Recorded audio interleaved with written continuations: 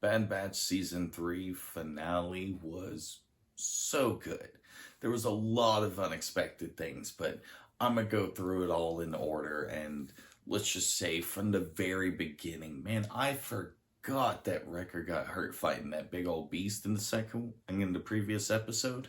It it happened quick. I don't actually really remember him directly getting injured, but it really reminds you as soon as the episode starts. But you already know that this is intense. This episode is double the length of any of the other ones, so it definitely was well worth it getting here. We finally get to see Omega's plan at least initiate.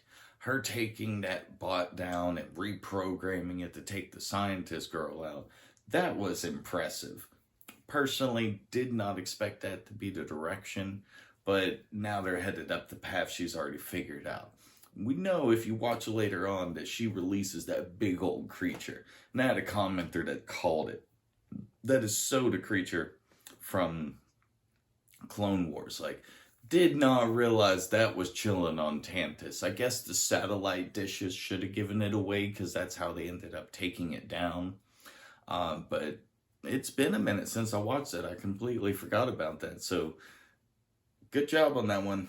I love how they've closely followed in a way and kept the progress on the effects of everything Crosshair went through on his hand. Seeing it starting to get to him as they got closer to the base really stood out for that. But, no matter if a Wrecker was injured, his hands going a little worse, the team got united finally for the first time since they split up in earlier seasons. They were on the same page entirely. It's just a little sad that we don't get to have Tech there with them and Omega because the party would have been complete. They're just trying to get in to catch up to Echo. The Zillo, or the big creature, man, it damaged so much on the way out. Not only in the area it was in, it took out dozens of troopers. It even busted its way after climbing up out of the thing onto the deck and escaped into the woods. Like, this is probably going to be interesting.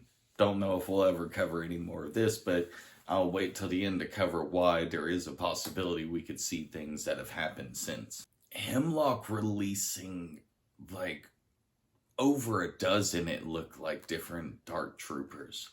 Man, it was kind of cool seeing the ones with the yellow blades and different throwing weapons, and they were very diversified in their combat gear. But ultimately, the Bad Batch stood no chance against him like that. And did not expect it to go down that easy. Emery actually fully turning on the Empire and taking off with the other Force-sensitive kids. That was impressive. Didn't expect that, but it was a cool character arc for her, even though it was kind of a miniature one because of the not really huge amount of time she had on screen, but still, it was a really good end, and her eventually going to be traveling with Echo to give as much information she could to senators, being a part of rebellion. That was a good touch. I don't remember his name, and it's probably because he's not really worth remembering, but I remember mentioning in a previous episode review that I didn't like him, and let the beast eat him, but I had a feeling he would if he got the chance to betray them, and he tried to do it to Nalase, but man, she had that grenade prepped. She was already planning on blowing everything up, and man, that was pretty cool. That was legit. I did not actually expect her to be willing to give her own life to keep that stuff secret, but she did. Took a lot from the Empire, but we'll see. The built-in teamwork and trust that was completely evident up on that bridge as Hemlock was trying to leave with Omega, that was it really shows you that they were showing how each of the characters got more involved. Like, if there wasn't the time where Omega and Crosshair had spent together and learned to trust and work with each other, I'm not sure if that whole little situation would have gone the same. But finally, Hemlock is dead, because there's no way he survives that fall, and someone verifies it towards the end. But they escape right as Tarkin is showing up. And that was just the like, whoo, any slower, they would have just impacted him and blew up, story over. But just like the Bad Batch, perfect timing, or, barely safe timing, more like it. But they end up getting back onto Pabu, and it's nice to know that as much as you're like, oh, I hope they get to, they actually do. They get the happy ending. And I know I've been predicting a bad ending, but can you really blame me with everything that was going this way? The way it looked, it just seemed like this is gonna end tragically. But hey, we got a happy ending. And man, I did not expect to see like the 10 or 15 whatever years later.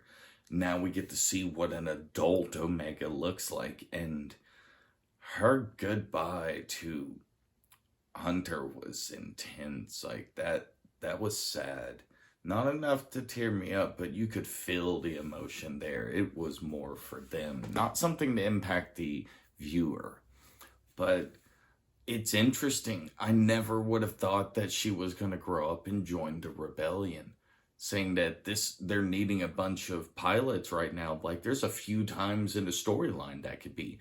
Technically, this could be, and I'd have to actually check the timeline, but I know there's a few projects that have come out that this would line up with. But that was a hell of a way to tie into the, OG trilogy. But it's interesting. Overall, this was a really damn good series, and seeing it go from season 1 to this finale and how it ties into the original trilogy, this was well done. I know a lot of people have just been overall excited. I've barely heard anything bad about this series, and really the ones that are, they don't really even have great complaints. Like, I'm pretty sure if they made an Omega series as her joining the rebellion, this would all of a sudden be woke. But screw those guys. This was great. This was an amazing addition to Star Wars. I loved it. And if you're upset about it, oh well. But come tell me why, because I'm at least curious. Let me know in the comments below if you loved the series, if you hated it, if you thought this was a great conclusion to it all. Do you want to see a series based off of Omega going out and being a part of the rebellion in its earlier stages? Let me know.